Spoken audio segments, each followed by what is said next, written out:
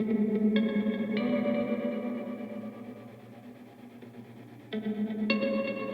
we're making a documentary about Scott for this Mr. Thomas. Oh, sorry. So today we got in touch with Mitch Albom's right-hand man. Really? And Mitch wants to have you on his radio show with him. Oh my God. On air. I don't want to cry. He really doesn't think of himself as a superstar. He doesn't think of himself as anything special. But he has no idea how special he is to so many people. I don't think anyone is ever sad around him. In the moment, he makes you forget about all your troubles. Yeah, he made me want to learn who I really was, because I could just tell he doesn't put up a front, when you meet him. He, told us as a kid that sometimes people would make fun of him for the way that he walked and things of that nature, and I struggled with self-image as well, so similar to my situation, and he never let anything that anyone would say bother him. He kind of showed us to be proud and not afraid of who you are. He saved me in every way a person can be saved.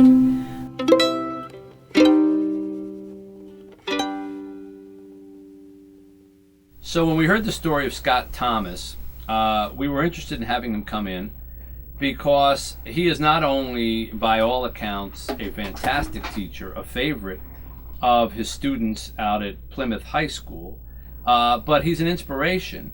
All these people say there's something special about me. I don't see it. Even though I've only known him 2 months, he's managed to become my favorite teacher that I've ever had. I just met him this semester actually in debate, and I fell in love with him within like the first week of class. I mean, I get so excited to come to his class every single day. I don't know why. As a building principal, when you go in and you do observations, you can see whether kids really have that connection. He's the kind of teacher that the kids are there before class, they're there after class, they come in before school, they're there after school. And I think that a lot of teachers want to maintain a boundary. He wasn't afraid to tell us that he loved us, and he will openly say that, I love you guys, I care about you guys, come see me, I'll miss you guys. He has struggled with a lot of health issues. I had, some issues of my own, and I missed quite a bit of school, and he would always be checking up on me. It just really made me feel loved by him. When he was 2 years old, told by doctors that he probably wouldn't walk or talk, not only went on to do all of those things, but became a very popular teacher at Plymouth High School. And you're not walking exactly the same as they are and all the rest of it. Do you address the issue right off the bat? Do you take it right off the table in the very first day of school? Actually, I do. The very first day of school, I tell the kids I have cerebral palsy. He said on the first day of school, 95% of the time I will be in pain, and you will never tell, and you could never tell. One of the things that I really appreciate is that he shares his weaknesses, and I think a lot of teachers don't. So he shares when he's struggling. I don't think he was able to walk as a child, from what I remember, and then he was getting surgery on his knees, I think. And after that, he was able to walk, and just how grateful he is for life. He was really vulnerable about it. There have been people in my career who have told me I shouldn't be telling kids as much as I tell them about my diseases. But I think that lets kids in to see they're not the only ones who go through struggles, because we know teenagers go through a lot of struggles. And I think if they can see other people go through struggles later in life too, and that we can all get through it together, it's a good thing. What were your limitations, both as a boy and then as you got older physically? My cerebral palsy affects most noticeably my legs. Growing up with cerebral palsy, I never thought I was going to get married, because the way people would look at me and treat me growing up, and I got bullied in school and I didn't tell anybody. So the way people treated me, I was like, I'm never going to get married, ever. When we got married, I knew it was going to be difficult. You don't get to choose who you fall in love with. You take the good with the bad. The first time I met Kelly was at the high school. So Kelly peeked into my room and said, hey, where is this teacher, Mary Reading? And I was like, oh, she's out for the day. And then Kelly and I talked for 2.5 hours in my classroom. And I walked her to her car, and we exchanged phone numbers. And it took me She's gonna get mad because I'm not gonna remember the exact amount of days, but close to a week to call her because I was scared. I was terrified. I would dial her number part way and hang up. The first time he told me that he loved me, and he will never, ever, ever let me live this down. I said, thank you. And she said, thanks. And she couldn't get off my couch fast enough that night.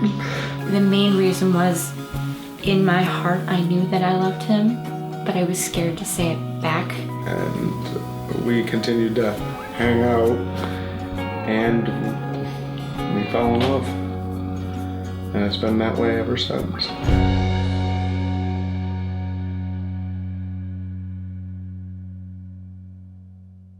As if you didn't have enough problems, you get diagnosed with adult onset Still's disease 9 years ago. I think it was my junior year. He fell during one of the classes and was rushed to the hospital. He, was extremely sick and almost died. When he was diagnosed with Still's, he told me that I could walk away at any point, and I punched him. My heart was running at less than 5%. One of my kidneys was failing, my liver was failing. I was put in an induced coma.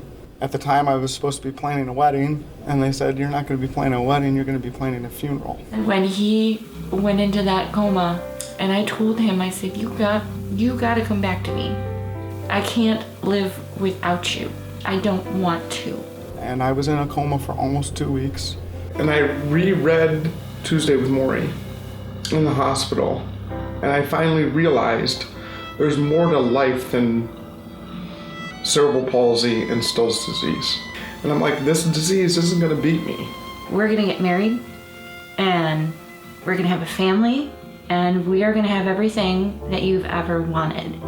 Now, whether that's 1 baby, 2 babies, 10 babies, however many babies you want. After I got diagnosed with Still's disease, I still never thought I was gonna have a kid. And he's the best thing ever. They finally figured out how to think for themselves. Come here, buddy. They finally figured out how to think for themselves and use what they've learned. Can you wave to the camera? Say hi, everybody. A lot of people say he's the spinning image of me. I don't think that's such a bad thing. He's juggling school, basketball practice, games, spending time with Matthew, spending time with me, 80 million things to do, and it just doesn't seem like there's enough hours in the day to do everything. And yet you continue to teach. You get to school at 5 in the morning, and apparently your kids are just wild about you. I'm really thankful that I had Mr. T in my life because he was definitely a very influential male role model. Because my dad died when I was 10, so it's been rough at times for me. He pushes me to be a better person every day. We just relate a lot.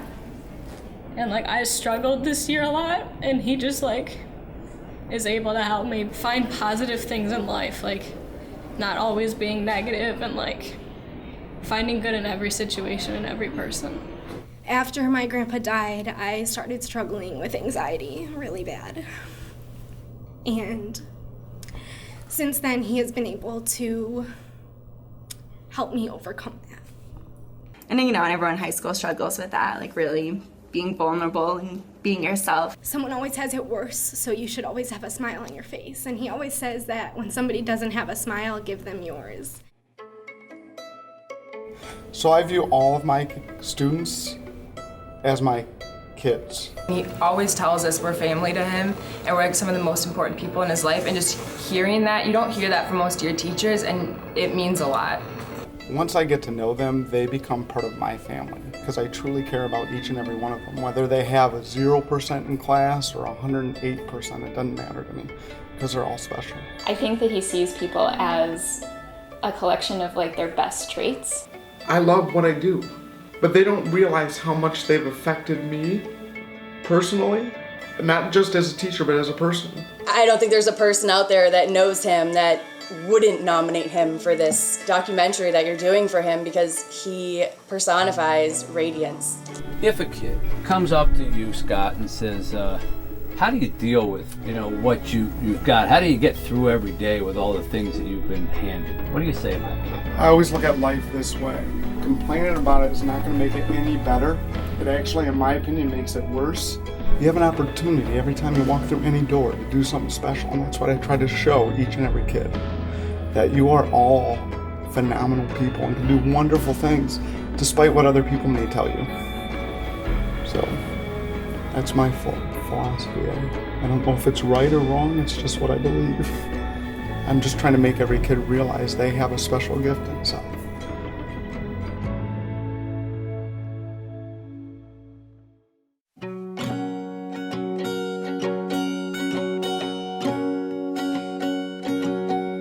Say a prayer for the poor in spirit.